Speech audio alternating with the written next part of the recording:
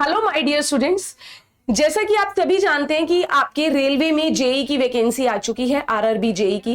तो बहुत से बच्चे फॉर्म भरने में लगे हुए हैं, फॉर्म प्रक्रिया स्टार्ट भी हो चुकी है। तो इस प्रक्रम में बच्चों के ना बहुत सारे डाउट्स आ रहे थे अपने डॉक्यूमेंट्स को लेके कि मैम डॉक्यूमेंट अपलोड कौन कौन से होने हैं।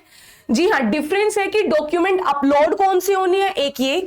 दूसरा ये कि हमें डॉक्यूमेंट कौन कौन से तैयार करने हैं। खासकर हमारी जो एससी एसटी कैटेगरी या फिर ओबीसी कैटेगरी के स्टूडेंट्स हैं, उनको ये प्रॉब्लम आ रही है। तो आपको यहां पर सर्टिफिकेट रिलेटेड सारी प्रॉब्लम्स का सॉल्यूशन मैं देने वाली हूं, वीडियो को ध्यान से देखिएगा। सबसे पहले तो माय डियर स्टूडेंट, आपको यहां पर यह देखना है कि आपके मैंडेटरी डॉक्यूमेंट्स कौन कौन से हैं। सबसे पहले यहां पे आपको बता दूं, फॉर्म भरने से पहले आपने अपना रजिस्ट्रेशन कर लिया, ठीक है। जब आप अपने डॉक्यूमेंट्स में आते हैं, सबसे पहले आपके पास एक आपकी पासपोर्ट साइज फोटो होनी चाहिए। फोटो लेकिन उसका बैकग्राउंड व्हाइट होना चाहिए, उसका साइज 30 से 70 KB के बीच का हो, वो फोटोग्राफ आप अपलोड करेंगे। मैंने बताया था उस फोटोग्राफ बिल्कुल आपकी क्लियर फोटोग्राफ होनी चाहिए, उस पे कोई नाम नहीं लिखा होना चाहिए, कोई डीओबी नहीं लिखी होनी चाहिए, कोई आपने कैप नहीं डाली होनी चाहिए, गॉगल्स नहीं लगाए होने चाहिए, कोई स्पेक्स नहीं होना चाहिए। प्लेन सिंपल व्हाइट बैकग्राउंड के साथ एक फोटो अपलोड होगी। जी हाँ, ये अपलोड होगी। फिर उसके बाद जो सेकंड मोस्ट आपका आता है वो है सिग्नेचर। सिग्नेचर वही कीजिएगा जो आपको याद रहे, क्योंकि वही सिग्नेचर जब आप अपना पेपर देने जाएंगे तब आपको वहां पर इन्विजिलेटर आपसे साइन करवाएगा, तो वो सिग्नेचर आपके मैच होने चाहिए। नहीं तो आपके मैच ना हुए तो वहां पर भी आपके साथ गड़बड़ होगी। सारी आप जो अपना सिग्नेचर अपलोड करेंगे, याद रखिएगा इस सिग्नेचर के लिए भी अपलोड करते समय आपको यह ध्यान में रखना है कि उसमें जो सिग्नेचर आपने किए वो भी व्हाइट पेपर पर होने चाहिए, उसका साइज भी 30 to 70 KB। रनिंग लेटर में होना चाहिए, मतलब जैसे मैंने आपको पहले भी बताया था कि इस तरीके से आप लिख रहे हैं तो दीपा सीधा ऐसे इस तरीके से लिखिएगा, ये नहीं कैपिटल में लिखे, नहीं। और पेपर के मिड में सिग्नेचर करके उसको स्कैन करके जेपीजी फॉर्मेट में आप अपलोड करेंगे। ये दो चीजें आपकी अपलोड होनी है। तीसरा, अब बच्चों के दिमाग में आ रहा था आधार कार्ड। बच्चे, आधार कार्ड अपलोड नहीं होना। जी हां, आधार कार्ड आपके पास होना चाहिए। आधार कार्ड, आपका आधार कार्ड का जो नंबर है वो आपको डालना है, लेकिन आधार कार्ड अपलोड नहीं होगा, ठीक है। फिर बात आती है उसके बाद हमारे कास्ट, जो स्पेशल कास्ट सर्टिफिकेट्स हैं उनकी। तो यहां पर बता दूं, अगर आप एससी एसटी कैटेगरी के हैं, पहले एससी एसटी की बात करती हूं फिर ओबीसी की बात करूंगी। अगर आप एससी एसटी सर्टिफिकेट्स हैं तो आपको एससी एसटी का अपना कास्ट का सर्टिफिकेट अपलोड करना है। वो भी आपके किस में, याद रखिएगा पीडीएफ फॉर्मेट में।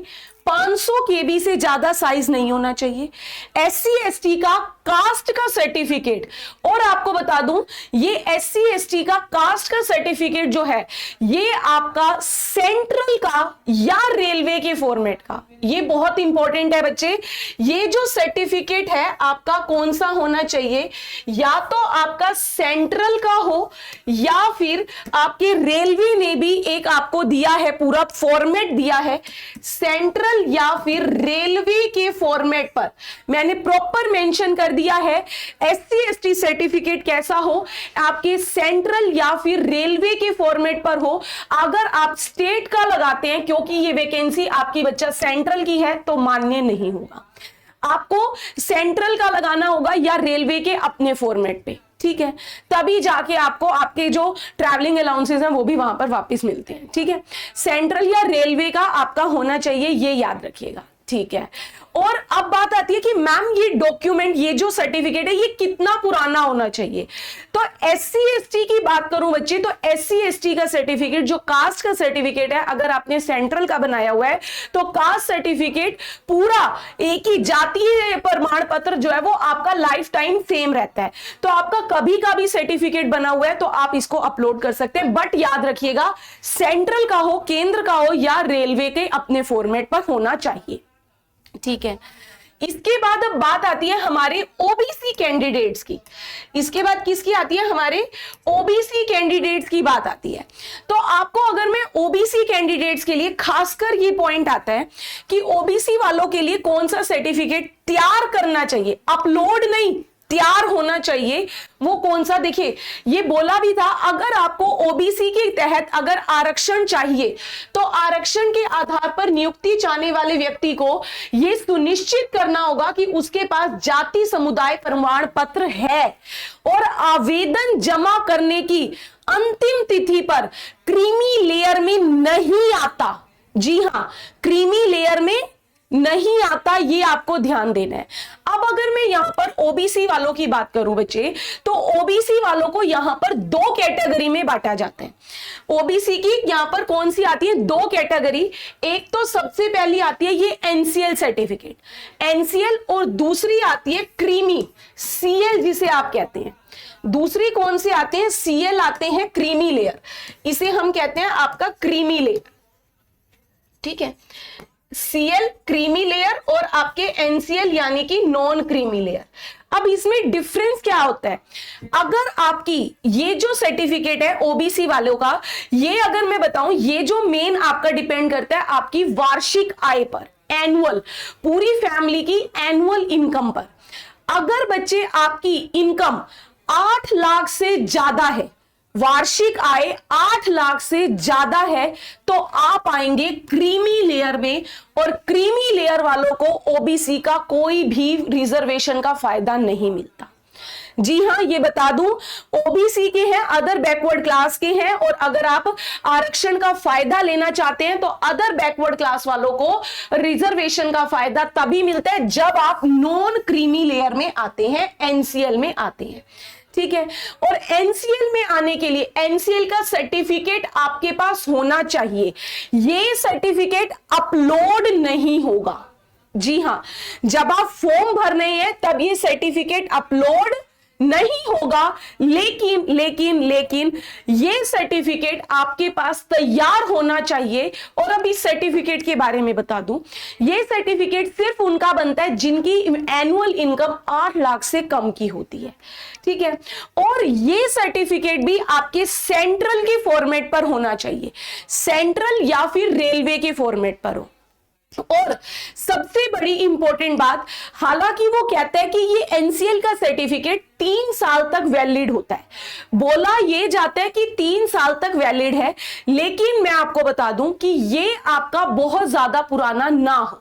इस सर्टिफिकेट को आप बार रिन्यू करवा सकते हैं, तो ज्यादा से ज्यादा ये सर्टिफिकेट आपका 1 साल तक होना चाहिए, 1 साल से पुराना आपके पास ना हो।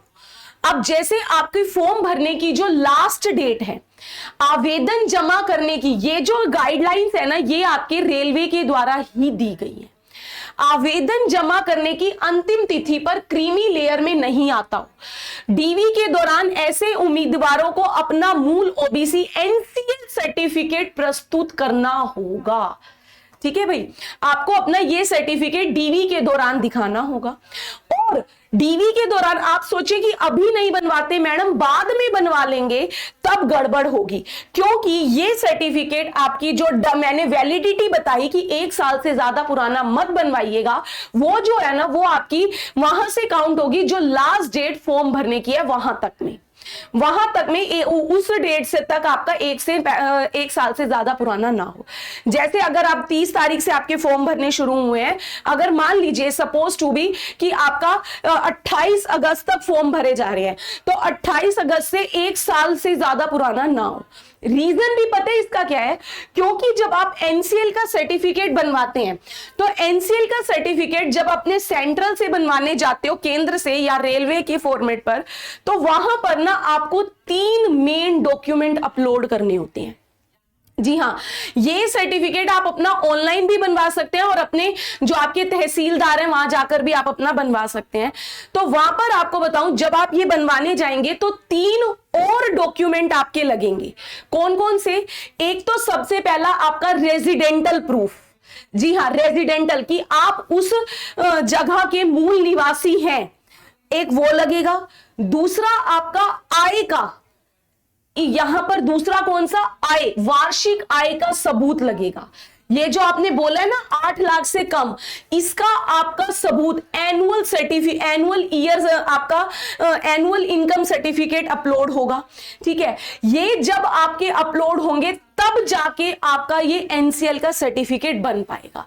तो ये सर्टिफिकेट अगर आपने मान लीजिए सपोज टू बी कि जब आप अपनी ये डिप्लोमा कर रहे थे या बीटेक करने गए थे तब आपने अपलोड बनवाया और वो 3 साल 4 साल पुराना हो चुका है, तो आप सोचिए कि मेरा तो बना हुआ है, मेरा काम चल जाएगा। नहीं बच्चे, इसको बनवा लीजिए, इसको फ्रेश बनवा लीजिए, ज्यादा दिक्कत नहीं आती है।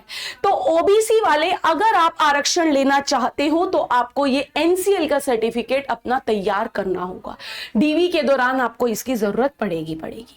और हो सकता है जब आप भर रहे हो तो इनसे आपके जब आप अपनी कैटेगरी मेंशन करेंगे तो वहां पर इन सर्टिफिकेट्स का सर्टिफिकेट नंबर पूछेगा। बच्चे बोले कि मैडम बाद में बनवा लेंगे, अभी क्यों जरूरत है? वहां पर आपसे सर्टिफिकेट नंबर मांगा जाएगा, तो वो कैसे अपलोड करेंगे अगर सर्टिफिकेट नहीं होगा तो फॉर्म भरने की हड़बड़ मत कीजिएगा। ये ना हो हड़बड़ में गलत कर दो, क्योंकि गलत कर दिया तो फिर आपको मॉडिफिकेशन के चांसेस जो मिलेंगे उसमें पैसा लगेगा। तो भैया मत ऐसी कीजिए।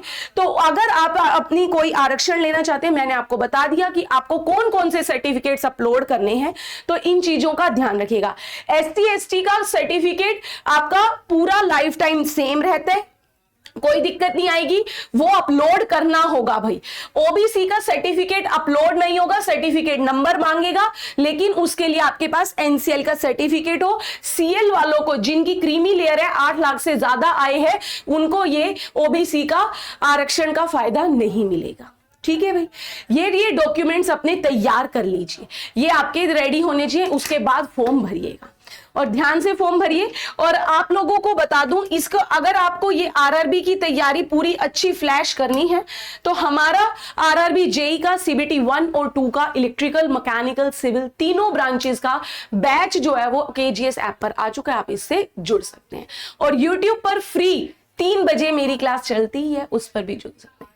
ऐसी इंफॉर्मेशन के लिए जुड़े रहिए मेरे साथ इसी चैनल पर, केजीएस इंजीनियर्स यूट्यूब चैनल पर। तब तक के लिए धन्यवाद।